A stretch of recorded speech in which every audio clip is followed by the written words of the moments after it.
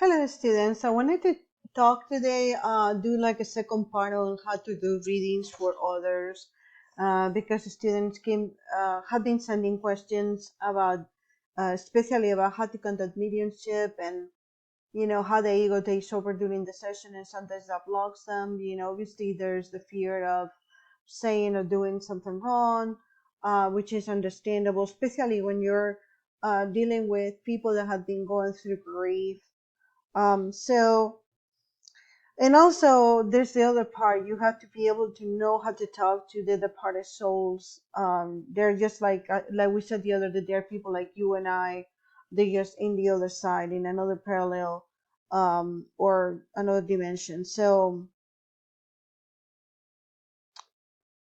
for example, the part of people know the true nature of your reasons for giving the mediumship sessions. So they absolutely know whether you are in it because you care or because you want to help others, or whether you are more interested in boosting your fame and fortune, by becoming a famous psychic.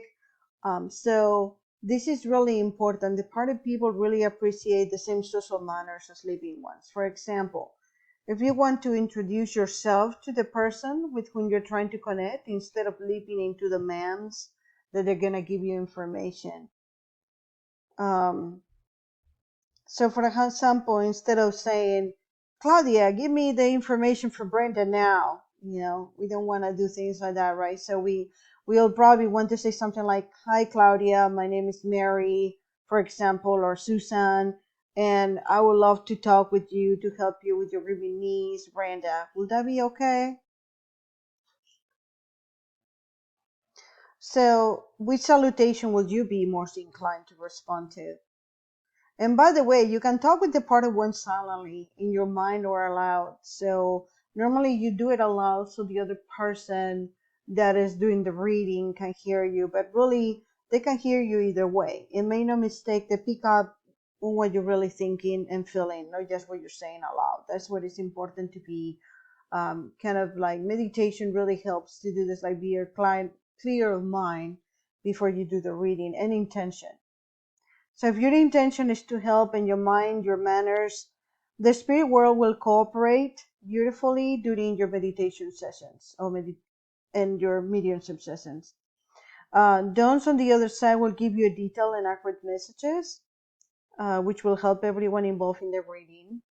And the spirit world knows that we're wary of ghosts and spooky stuff. So sometimes mediums begin a session with the best intentions, but then when they realize that they're actually talking to a dead person, they get frightened and pull back and stop the connection. And that has happened to me a couple times. The spirit world calls this process hit and run readings, and they consider it the height of rudeness. And you have to be really aware, especially if you're sensitive, because after you do this, you might have, um, you get sick, like physically sick, like with a headache or nausea, or you may have to lie down.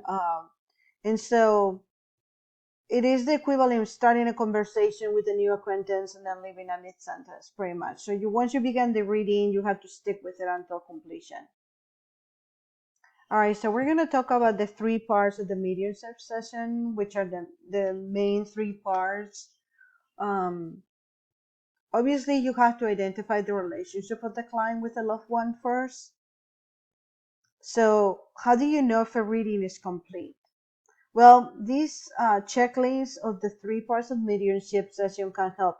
So it is a useful tool for overcoming doubts concerning the reading's validity. So when connecting with someone's departed loved one, the medium or sensitive typically remains skeptical about the process. Even while he or she is giving a brilliantly accurate reading, the medium's ego usually has a low level running internal monologue, and that happens to me a lot sometimes. And when it's like when I'm giving like tarot reading cards or rune cards, um and they're asking very personal questions, and things popped in my head like flashes, or like I can see things that are gonna, um like like a sort of like a possibility. I get a lot of visual flashes, and sometimes, um like little kind of conversations. I don't really have to explain that, but it feels like you're making it up. So if you're conducting mediumship sessions publicly, um, then there's always going to be people that are skeptic about it. They're going to try to prove you wrong. Even the clients for when you're speaking might be really into it, but they might remain unconvinced. Even though they want to connect desperately with their heavenly friends and relatives. So each time you contact someone's departed loved one, you have to hold this 3-part checklist in mind. And so the first part, like we said, is identify the relationship of the client with the loved one. So in other words, who is the heavenly person or the person that's in the other dimension that you're talking to? Is it your client's grandmother? And if so, is it maternal, paternal? So you have to give special information that elicits a physical response from your client. So generalities normally, if you're making it up, you're just giving generalities. That's um, not gonna gain the trust um, of your client. So you have to give a specific information that elicits a physical response from your client. Obviously, if you're doing this, it's because you want to help, not because you want to, create a situation where you're just taking advantage of somebody or trying to make a quick buck from somebody. You don't want to do that. So you want your clients to be so stunned by the specifics that their heads jolt, their jaws drop, or they gasp or even cry tears of happiness. So strong client reactions help everyone involved in the reading believe in its validity. Now, the third one is deliver words of love. Sometimes, and it will depend on what can you pick up, and obviously what kind of ability, sentient ability do you have, a sensitive ability you have. For me, sometimes it's difficult to tune out some of the things that I can see because for some reason I tend to pick up things that are not extremely positive. Um, but that doesn't mean sometimes if you pick something that is negative, that is going to be something that's not going to help your client. Because sometimes, like for example, you might see the loss of a job and you might see the person like suffering or like crying or over the phone or talking with someone arguing, but that might be something that they need to have in their path to be able to go into their next step. So not necessarily sometimes things are that happen that seem at the beginning might be uh, difficult for your client. That doesn't mean that it's going to turn out to be something that's going to be bad in the end for them. However, sometimes you just have to be polite, and maybe I'm not gonna say not to say everything you see and feel, but you can definitely deliver words of love. And you're not lying when you're saying, you know, um, somebody passed a message like, "Oh, I'm truly sorry how I treated you when I was leaving." For example, if you can see, because sometimes the spirit will send you messages, signs. Sometimes you see flashes, but the messages might be fast, and you kind of like in your mind you have to put them together to be able to deliver it to this person. So you might be see, for example, a grandmother smiling, so you might translate that as, grandma's so proud of you, for example. um because sometimes you don't get the words, you get the feeling of what that other person's trying to tell you. So all 3 parts of the mediumship session are equally important and necessary, so it doesn't matter in which order you deliver them, but I would recommend that you do it in this way. And as long as you deliver all these 3 and you hit upon these 3 parts, your client will begin a relationship with you. Now, I wanted to talk about the power of our name, and like I said, I'm putting together a Kabbalah course that is going to cover part of these. And in that Kabbalah course, we're going to talk in addition of talking about the Tree of Life, we'll be talking about the Akashic records.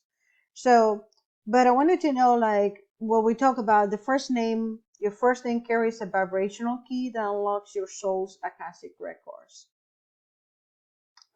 For those of you that don't know what the Akashic records are, The Akashic Records is a place that keeps, like I said, all the records, right, of everything that pretty much everybody's going to do in their life. And there was a pretty famous medium and psychic named Edgar Casey. And Edgar Casey, I wish, unfortunately he's not living anymore. I wish that he was alive. So, that's one of the persons that I would love to have dinner with, right? And to kind of pick their brain about some of the stuff that he was experiencing. But he was able to go, instead of like not a trance, but he'll put himself in a situation which he will be able to recall the Akashic records of different people very accurately. So if you're interested in reading more about the Akashic records, I would recommend somebody like reading about the Edgar Casey, and also go to the Edgar Casey Foundation for that. But the Akashic records gives the information of all the living beings. Um, Sometimes you can go there in a dream state or like half meditative state. Definitely, you can find information, and this is part of what you get on, depending on your abilities and gifts, you get during readings. Although other person might get readings also either from the part of one's spirit guides, or they might get it from, through mediumship. um, so the angels whisper intend the name to your parents before you were born.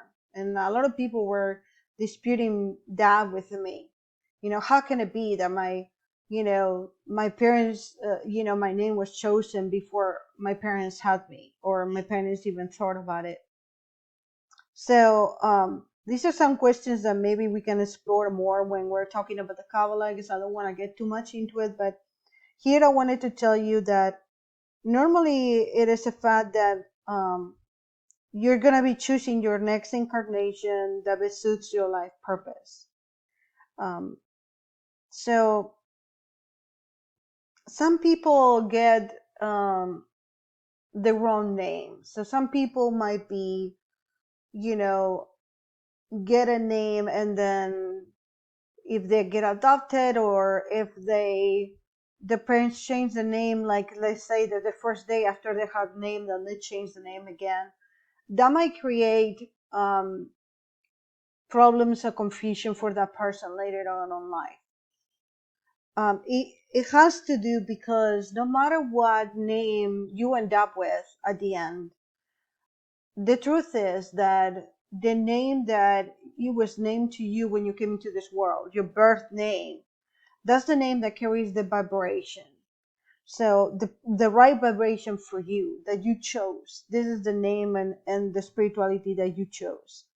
So each person has a first name that has a specific and unique vibration. It doesn't matter how many Johns and Marys there are in the world. So each one is unique. So when your clients ask you to connect with their deceased loved ones, you can begin the session by asking, is there someone in particular with whom you like to connect? And if so, you can ask for the first name of that person. Then you have to meditate upon their name and tell your client about the thoughts, feelings, and visions that come to you. Now, I want you to think about in this step, you don't want to feel rushed by your client. At the beginning, it's going to be difficult because people just want everything immediately. We're so used to getting everything like in an immediate right now. But you have to give yourself a few minutes to be able to think through, to be able to kind of like, feel free to close your eyes or whatever. I know that a lot of people get a little freaked out when you're doing mediumship or reading and they close your eyes, but just like you can tell your client, I'm just gonna close my eyes for a few minutes because this helps me to think about what the name is and see if I can see any. And if that helps you, then briefly meditate upon the name and tell your client about the thoughts, feelings, and visions that come to you. The power of the name, with that power, you'll be easily to connect with any departed person or animal that has that name. So if a person has reincarnated or ascended high above contact level, you'll still be able to know information about that individual through his or her first name. If he or she isn't personally available, somebody else in the spirit world that is close to them might be able to deliver the message. about the one whom your client wants to connect. If a person has changed or shortened his or her name, and sometimes this happens when women have married and changed their name, or then try all the possibilities until you start to get psychic impressions. And like I said, when you see these things on TV, for example, remember they're just cutting this very shortly. They're just taking probably a lot of takes. This is not happening in the moment live, so just make sure that you give yourself time. So tell your client everything that you see, hear, feel, and think during the session, no matter how much the ego tries to dissuade you from relaying these psychic impressions to your client. So don't say it will be wrong. It's an example of the ego's monologue during a mediumship session. In fact, the moment you begin a mediumship session, then everything that you physically or psychically see, think, or hear is part of it. I mean, everything without exception, right? Because it comes from one of your senses. So, if there's an aunt that walks across the desk during your session, it's telling you that you're speaking with your client's aunt. The housekeeper who interrupts the session is a sign that one of your client's departed loved ones was involved in cleaning. The airplane that flies overhead means that your client was in the Air Force, working in the flight industry, or traveled extensively. So you have to look for signs because sometimes they're not really only given through your mind or your feelings or your ear or your gut feelings. Gut feelings are really important, and also explain the physical signs that you'll receive during your mediumship session. So, for example, I get a lot of the physical sensations, like pain in my arms or my heart or my gut or things like that. And this is a main point to tell your client everything that comes to you. In fact, the more bizarre the vision, the more likely that is an accurate message. So how do we get specific messages? In order to receive the specific details and loving messages that are integral to mediumship, you'll need to have conversation with your clients' departed loved ones. So you can talk to the people that are in heaven in the same way that you talk with living people. So these are some of the rules and things I find out that work very well. Be real and authentic. Be courteous. Ask a lot sincere questions, and rely on the answers that you receive to your client without delay or hesitation. And sometimes this is difficult because at the same time that we are doing the session, we might be getting distracted by how the client looks. So I remember a session I did for a friend of mine, in which, while I was telling her what was going to happen, I kept looking at her face, and she started to look like really sad, and then my mojo, let's call it like that, kind of broke a little bit, and I felt like, oh, I don't want to tell her what's coming next because it wasn't a good thing.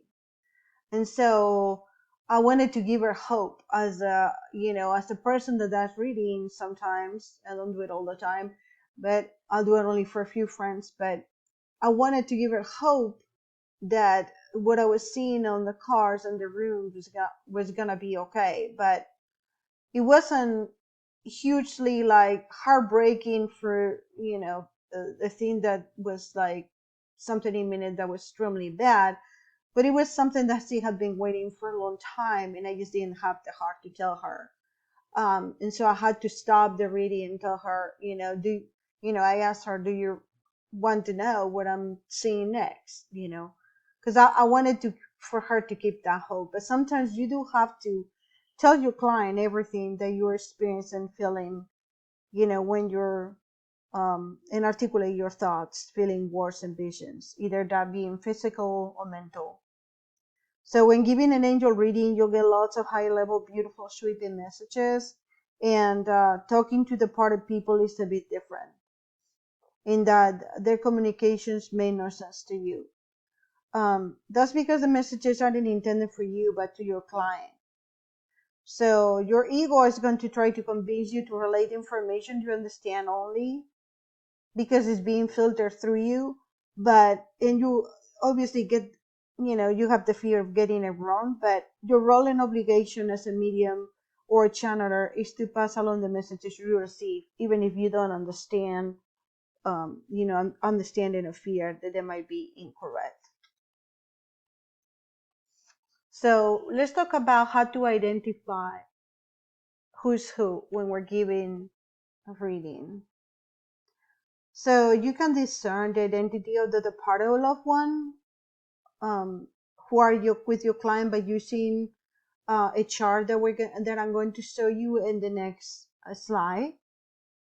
And this is a method that I kind of learned from just watching Doreen Virtue. Doreen Virtue is one of the main mediums and channelers, she's an inspiration. And I read that in a book and kind of practiced in one of her workshops. And also, then when I was doing readings, I could feel that male and female kind of like gender, you can actually see that they feel different, depending. So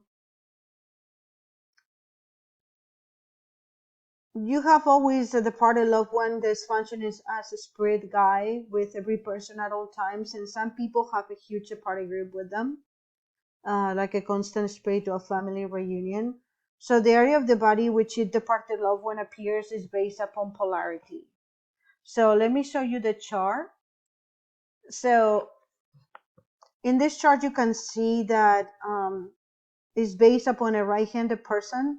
So you'll use the reverse on a left-handed person. So by the way, if you were born left-handed and switched to being right-handed, you're still left-handed from an energy standpoint. So I was born left-handed and then I switched to my right-handed. So I still have the energy of a left-hand person. So the hand that's dominant, meaning the one that you favor, signifies the male side of your body. So imagine a line drawn right down your center, just like in the chart, and everything on the right half of a right-handed person's body has a male energy, and the left has a female energy. So the departed people from your father's side of your family stand behind your male side, and your maternal relatives stand behind your female side. So in plain terms, if you're right-handed, your mom's relatives are on your left and your dad's are on your right. So the departed people appear behind your clients, while living ones whom they're thinking about a lot can appear on the front. So if you're doing a reading on a client who's worried about her living daughter, for example, you might pick up on the presence of the young female in front of your client's body. Her daughter is definitely alive, she's just on your client's mind enough that she appears in the aura. So it is important to know the difference between, when doing a reading, between somebody that's deceased and somebody in which your client is just thinking, because you're going to pick that too. That comes from the etheric body. And so it's important to know this when you're doing a reading, so that you don't accidentally scare your client saying, oh, your daughter's dead. You see their daughter in front of her. So the closer the departed loved one appears to the head, the closer the person is genetically. So this proximity doesn't imply emotional closeness. So parents who are the most genetically related to the client stand right behind the head. So the deceased father will be on the right, because it's the male side of the right-handed client's head, and the deceased mother will be on the left or female side.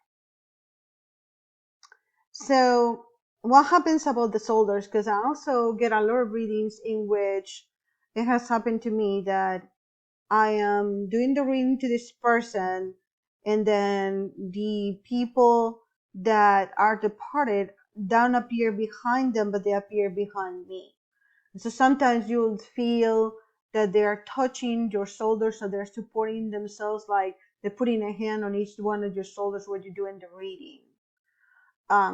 So you're taking this as they're obviously behind you, but they are part also of the deceased loved one. So the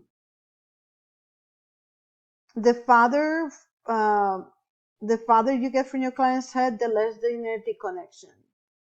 So above both of your client's shoulders is what I call the grandparent zone, because this is where you find the maternal above the female shoulder and paternal above the male shoulder, grandparents and great grandparents.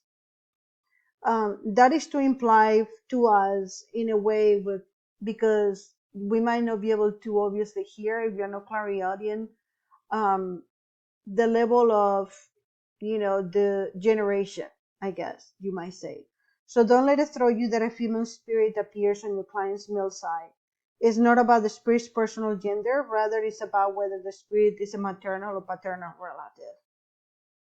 Departed friends, siblings, and offspring and in-laws all stand on the female side of your client in an area called the friendship zone. So in the chart, you can see that this is the area from the client's head to where his outstretched hand will be.